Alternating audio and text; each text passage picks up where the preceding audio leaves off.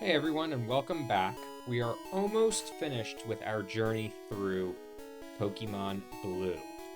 Before we take on our next gym battle, there's one area we haven't explored yet that we aren't going to explore until the end of the game that I wanted us to take a look at here.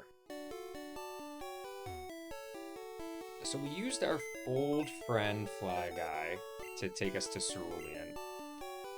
Let's deposit him back in the PC. And let's take Mac out, who we had deposited for Fly Guy. And we are going to explore an area right over to the end of Cerulean. Actually, we actually want to deposit Mac again,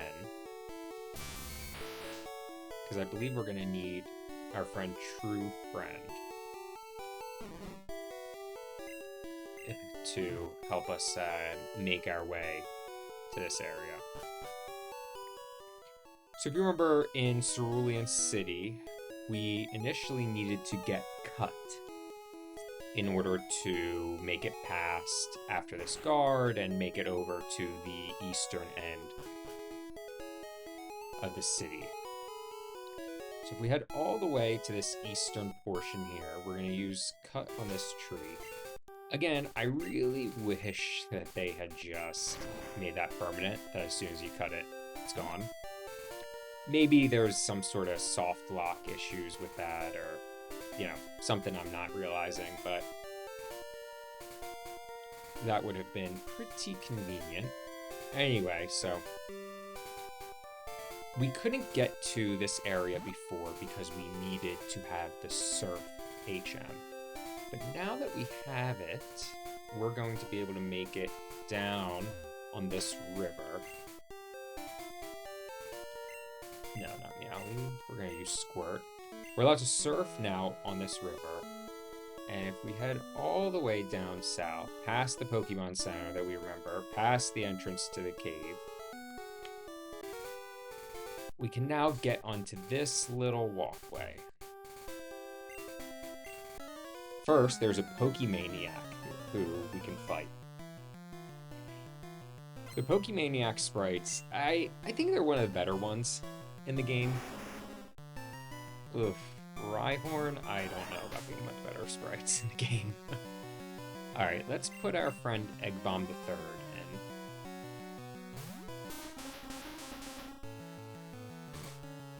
in. Eggbomb the Third should hopefully tank that, and we'll use a Mega Drain.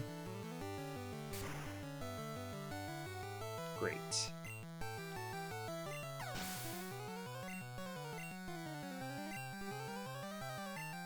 Now we have a Lickitung. Let's go back to Booster. I'd like to get Booster just a little bit of work here.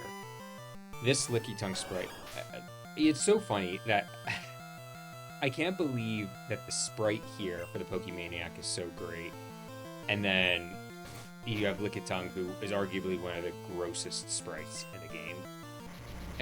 What even is Lickitung supposed to be?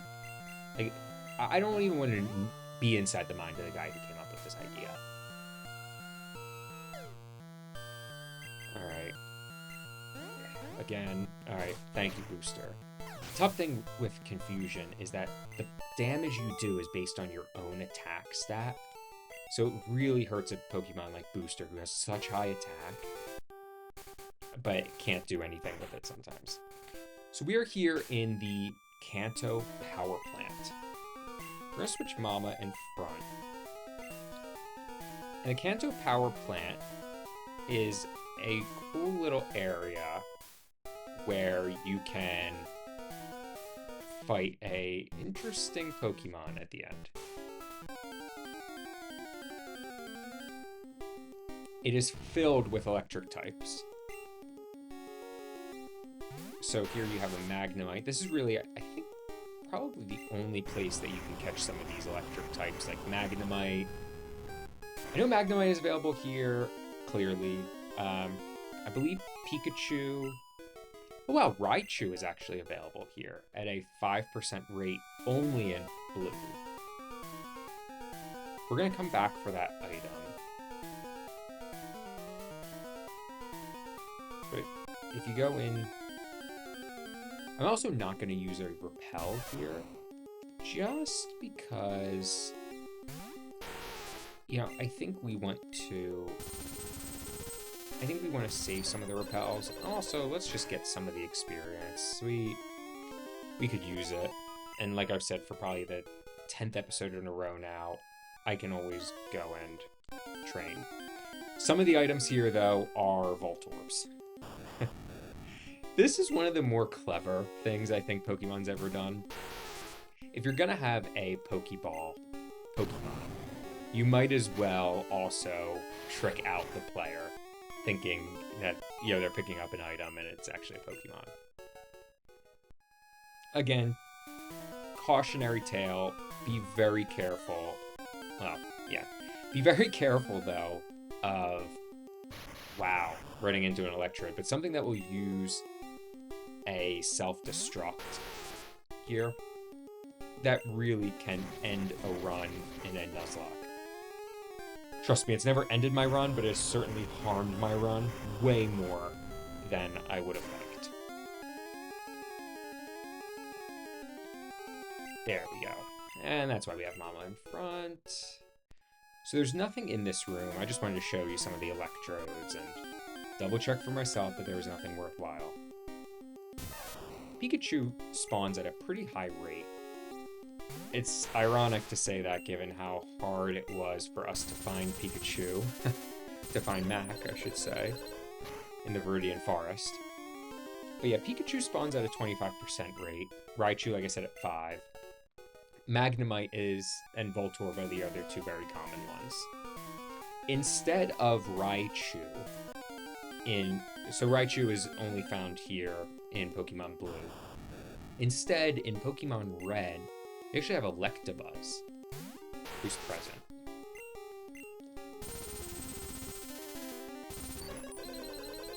Then otherwise, you also have Magnemite, Magneton, and like we just saw, Voltorb.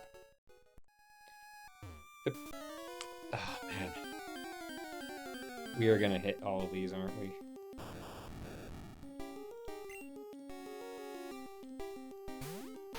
Alright, well, it's at least some decent experience.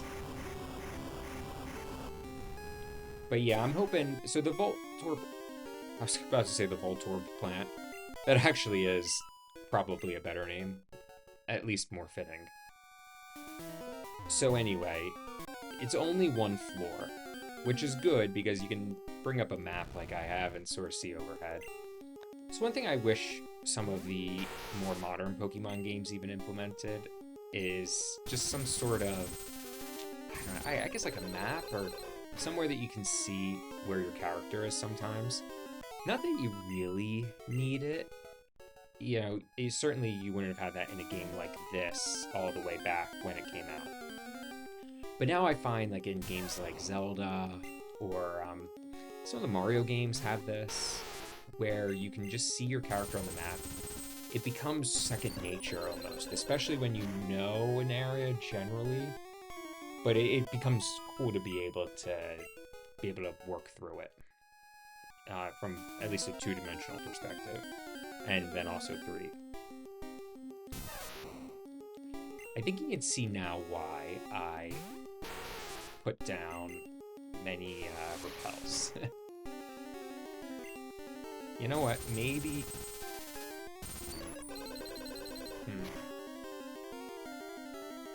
Maybe I'll do it again. I don't know if this is going to make for great content. Well, nah. We could use the training. So here you find TM33, which is Reflect. Reflect isn't great. It's one of those barrier moves like Light Screen. Light Screen is for special. Reflect is for physical. You know, I think that they're fine. They have a purpose, certainly in the game. In a typical playthrough, though, stat boosting moves aren't that helpful. I'm sure I've been over this before, but The thing with stat boosting moves is that you have to waste a turn in order to use them. And I don't use waste lightly, I should say. The reason why is because you're going to be doing a lot of training and you can't heal as readily when you're doing a playthrough. So you really are wasting a lot of time going back and forth healing. I've saved us from a lot of that because of my being able to and my learning to how to pause software. But yeah, you get a little, it can become difficult, to say the least. Alright. Oh. Alright, so we're still in this southern type area. Yep, another Voltorb or Electrode. There are what looks like... Let me see if I can count. Other than this one, you have 1, 2, 3, 4... Oh, we only have 4 more. 5 more, it looks like. So, we've hit most of them already. Hey, you know what? Mama gained some experience. That's always helpful, too. This is a purely optional area of the game. It really is one of the few optional places in the game. I think other games tend to have a bit more of them, especially more modern titles. Yeah, as you can tell, it's most of the Pokemon that are that are in this boat. Although, it looks like maybe there might be close to 10. But it's the best experience, second best experience you're gonna get here. Okay, before moving that way, you do want to come down, and there are 2 more Pokeballs in here.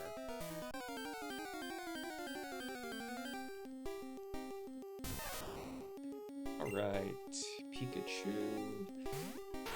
It is really a slap in the face to see all these Pikachus come up after our initial battle. I'm trying to look for one. Okay, there we go. So TM25 is Thunder. Thunder is a pretty good move. It is the electric equivalent of Blizzard. So just like with the Ice type, you have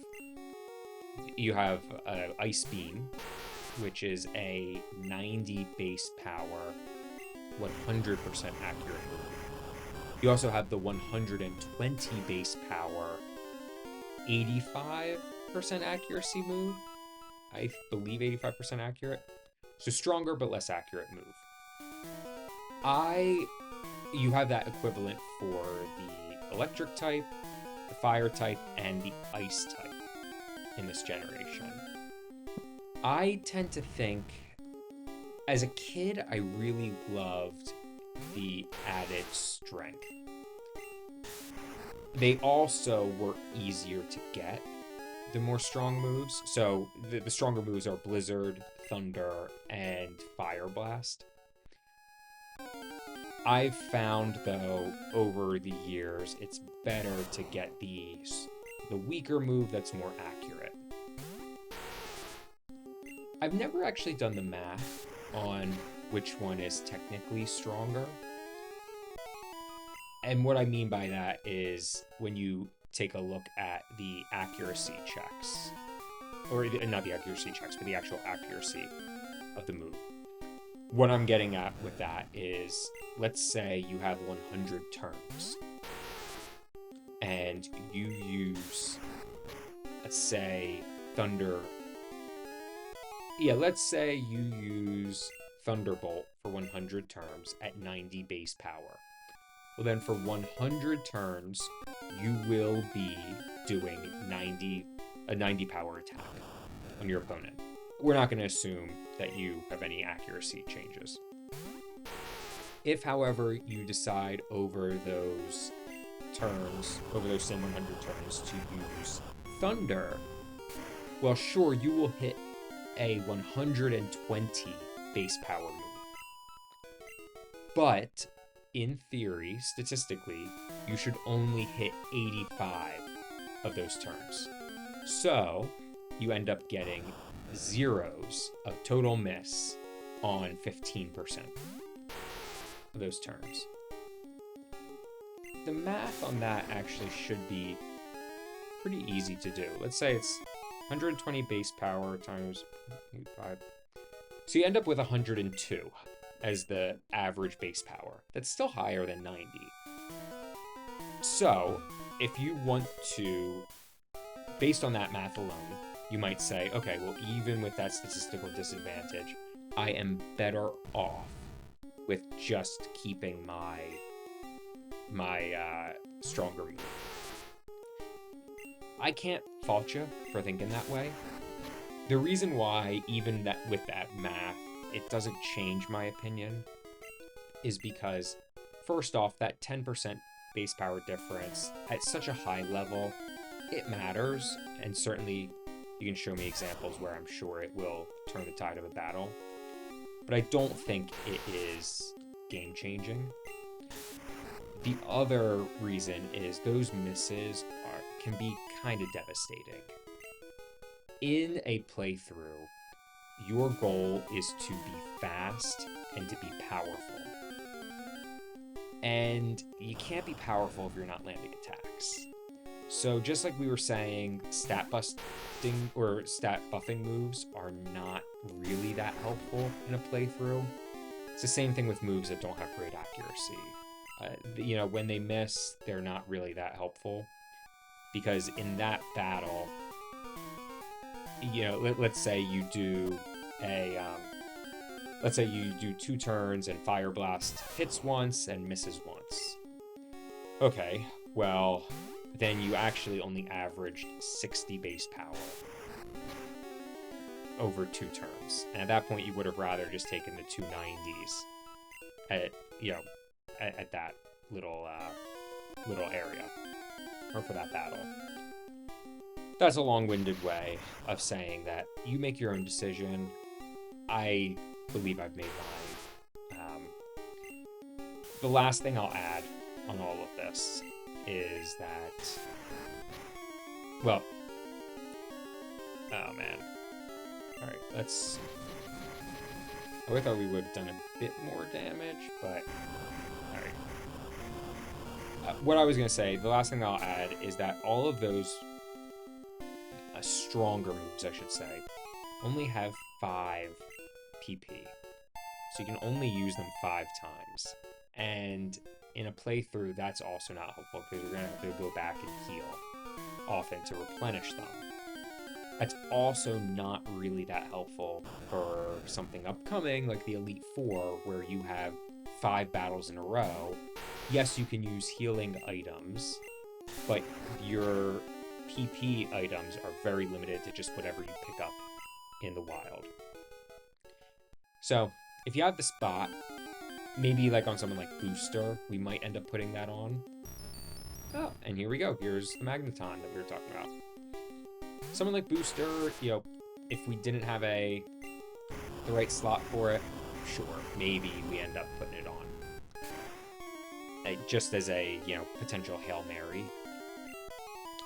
If we didn't think that Flamethrower was going to do much, but I tend to think that you're still better off doing the, I think you're still better off with the other moves.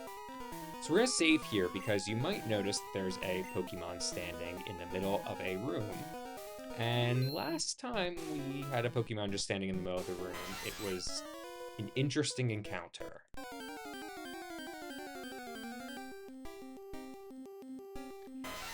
And here we have Zapdos, our second legendary bird. I think Zapdos' sprite is awesome here. It looks so staticky and jolty. It really is. It is cool. I don't know why it keeps going for Thunder Shock on Mac. I thought it had Drill Peck. Okay, let's try a strength and see if that'll work. Okay. We might have the same issue where balls miss. Because he keeps using Thunder Shock, I'm gonna... Maybe we just deplete our Ultra Ball inventory here. He's not gonna change his move.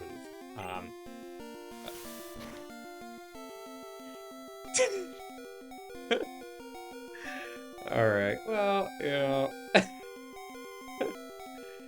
I gotta tell you, this game, it must be listening to me, man.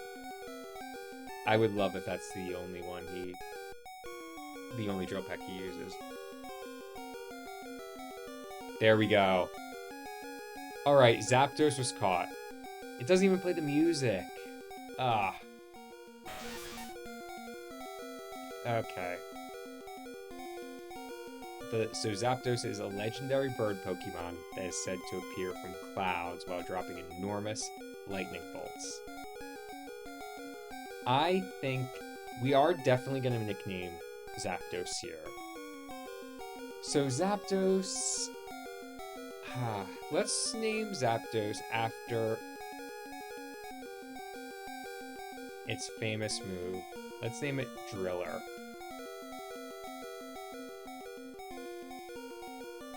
Driller was transferred to the PC. I like that we caught Zapdos. Zapdos was the first legendary bird I ever remember catching. So that's pretty fitting. Alright. Let's now use Squirt to get back. We could have maybe used Dig, actually. Let's see once we get back on land if we can use Dig and get back to the Pokemon Center. Okay. I didn't think so. We can head down to this Pokemon Center, though. Down here right before you get to Dark Cave. Or, Rock Tunnel, I should say. Dark Cave. We're all the same. For those who don't know, Dark Cave is in Johto. I think. At this point, who even remembers? Okay, True Friend. We're going to deposit you. And instead, we are going to take Fly Guy back out. Sometimes it might be helpful if you might want to use a legendary bird on your team. I like our team, so unfortunately, Driller might just stay in the box for a little bit, but we'll see. Okay, so now we are going to take out... Well, first we're going to deposit Fly Guy. And we are going to withdraw Mac.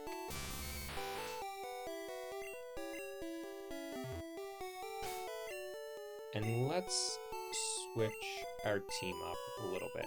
I still like to keep our team in our typical order. And then what we'll do is switch things around.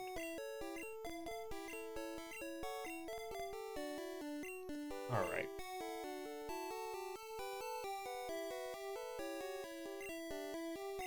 So you might remember in the beginning of the game that we saw a gym in Viridian City, which we could not access in the very beginning. However, we've done all of the gyms so far, so if you are confused at where to go, you can check your gyms, and you see there's a big question mark on the gym at the end. So, let's take a peek and see if the gym is finally open. Oh, there's a man blocking that path. That was the guy who wouldn't let us, or who told us before the gym wouldn't open. Viridian's gym leader has returned. Yo, champ in the making. He doesn't even know the identity. Okay, well, they're all ground type. We're gonna want to face everyone. Just, you know, get as much experience as we can. But they're all ground types in this gym.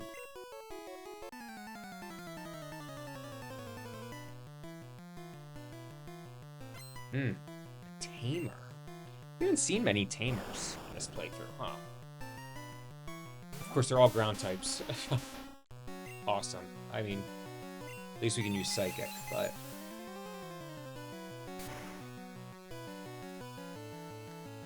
Alright. Let's... Yeah, you know what? Mac was out front. Let's put Mac in.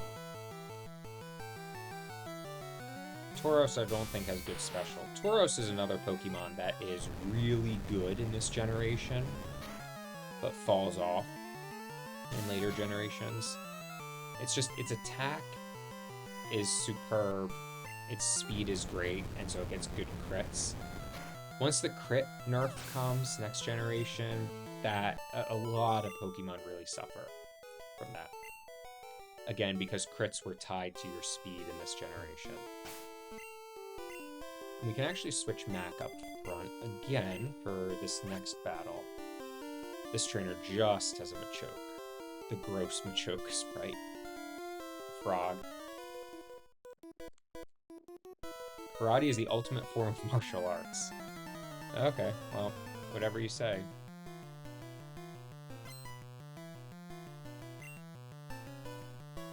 Alright, yep, well, makes sense. Here's the Machoke. I don't think the muscles freak me out that much. I mean, the pose is wild that he's just posed like, what, he's like a bodybuilder, oiled up bodybuilder. It's sort of the grunting on his face that I think is a little disconcerting to me. Alright, there we go, Mac. Otchu. Okay. Literally whatever you say at this point. Alright. Let's head south here. You want to go just up here if you want to fight this trainer. And he'll come down. You can also face him on the other side, but I always like facing him in this hallway. It feels a little ominous. For him, at least. Cool trainer. Now that is a pretty cool animation, or sprite. Alright, I kept Booster in because... One, I forgot we had Fire Blast on Booster already. Alright, you know what? Let's see Fire Blast.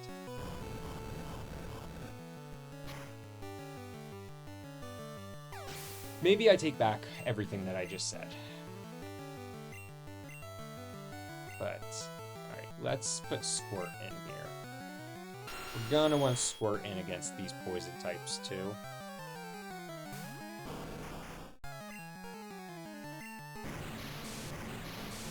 Alright, way to go, Squirt. Let's hope this takes down the king of Generation 1. So I've been thinking about what to do with Pokemon Yellow and those third generation games.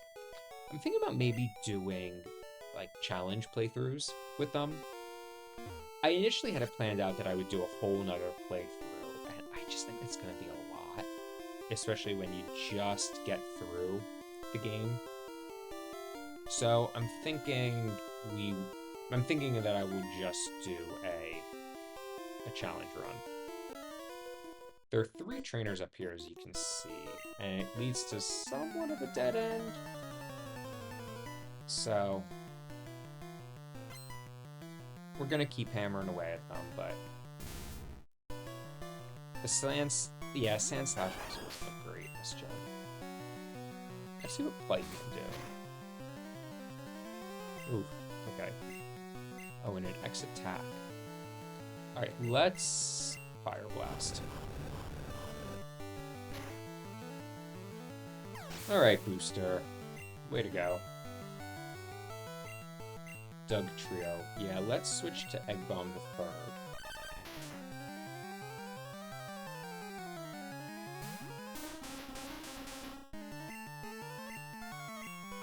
Another X attack. I like how they show Doug Trio sort of coming out of the ground. I forget if they did that with Diglett, but I think they made the ground look pretty good. It almost looks like a grainy converted picture. I don't know if you've ever seen like any of those old like Game Boy pictures, or I always found it with Chuck E. Cheese. I remember this, that like they would have these like photo booths where they would sketch it for you, and that's sort of what it reminds me of. Like if you've ever seen a picture where you upload a picture or take a picture with a really grainy camera that's not great, it'll have that sort of like quality that looks like it should be able to, like it's trying to capture all the pixels and trying to get all the nuance, but it just doesn't have the the ability to do so. Well, there we go. That's 3 Fire Blasts hit. In theory, we should hit 4 out of 5 Fire Blasts. A little bit more, but, yeah, on average. Okay. Booster, good work.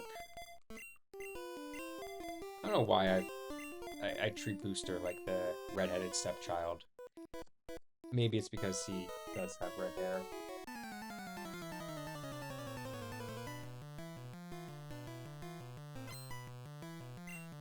Okay, another Tamer and Rhyhorn, and it could not be better timing for our friend Egg Bomb the Third.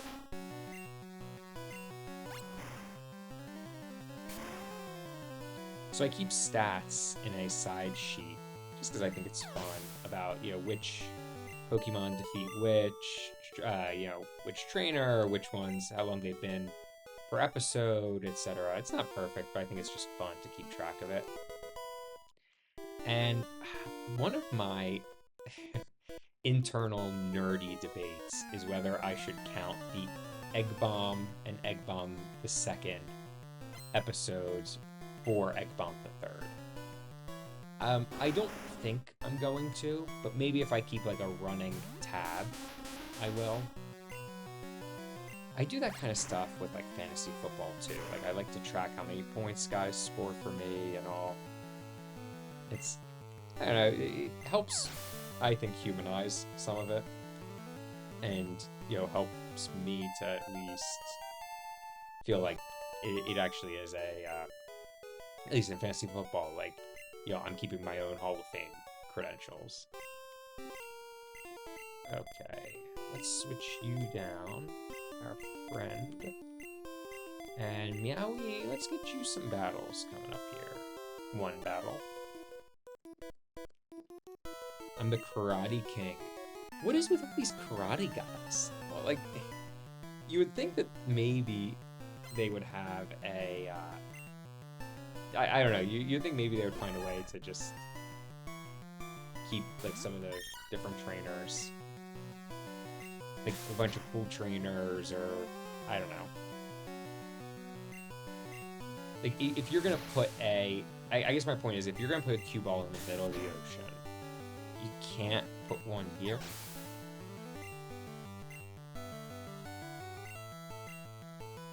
Alright. I like Meowie's matchup against a Machop. Excellent. One of the other reasons why boosting moves are not great in this generation, they're good if you have a big battle and you only have one option and you want to sweep with that guy and you can set up.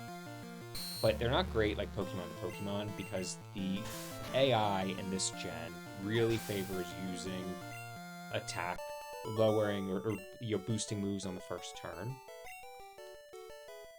I am actually going to go back and save. And I'm going to show you because I want to... Oh. Sorry. Because I do want to walk through the gym together. But the Gen 1 AI favors those types of moves. on the first turn. And so if you are a little bit more powerful, like if you can two-shot the opponent, you essentially can one-shot the opponent in this generation. So, and you lose that opportunity with a stat boosting move, because unless you're gonna like double your attack or something, like maybe like a sword stance or something along those lines, it's really, your gain is just what you would get by moving twice. So if you think that the battle is gonna go, if you don't think you're gonna be able to two-shot every opponent, and if you think that, you know, so if you're not gonna two-shot every opponent, and you really only have limited options, then sure, I would use a stat buffing move. But otherwise, I don't think the math really plays out that you need to. Oh, great. We should have paid a bit more attention to how to go. So what you want to do, actually, is you want to come up this way. And so before, when we were over here, you couldn't really see the gym leader. But now, this guy looks a little familiar. I know we have a ground-type gym. So let's put our friend... Let's put Egg Bomb up in front. And let's drop a save, just in case.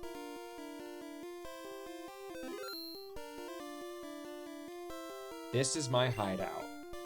I planned to resurrect Team Rocket here, but you caught me again. And Giovanni is the 8th gym leader. One of the bigger surprises. Giovanni, too, has 5 Pokemon.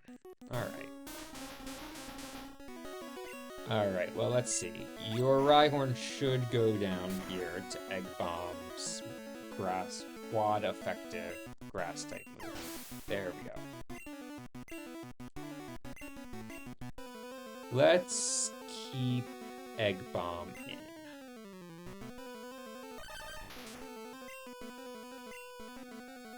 Okay, well, we can tank that.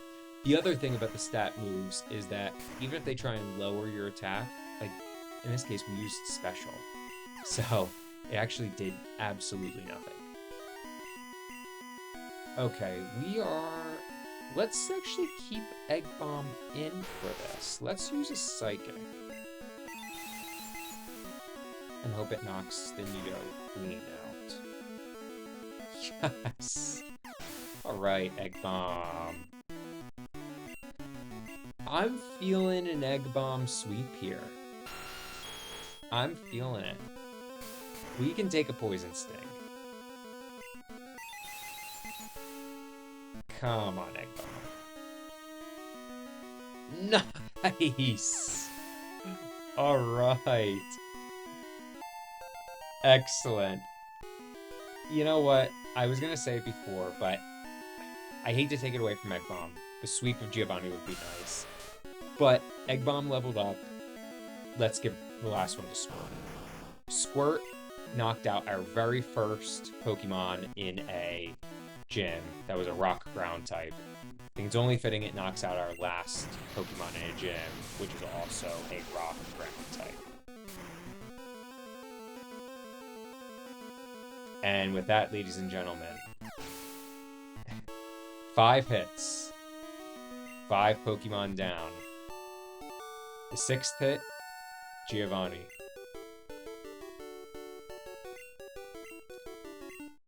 Sure, maybe it was intense for you.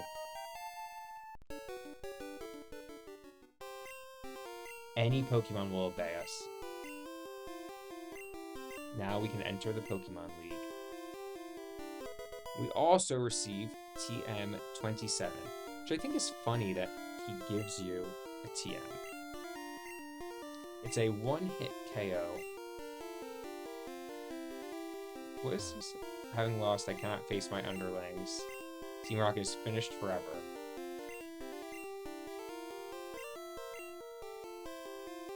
There you go. and Giovanni is no more. Well, with that, ladies and gentlemen, we have all 8 badges in the Kanto region. We have made our way from Pewter City Gym all the way back to Viridian. This guy isn't even concerned with the fact that we have just that we won. It's more so who we beat. But there we go. We have all 8 gym badges. It only took us 16 hours and 39 minutes. A few episodes of resetting, but finally we are here. Next time, we will be making our way to our very final battle gauntlet, making our way all the way through Victory Road up to the Elite Four. Thank you for tuning in, and I hope you tune in next time.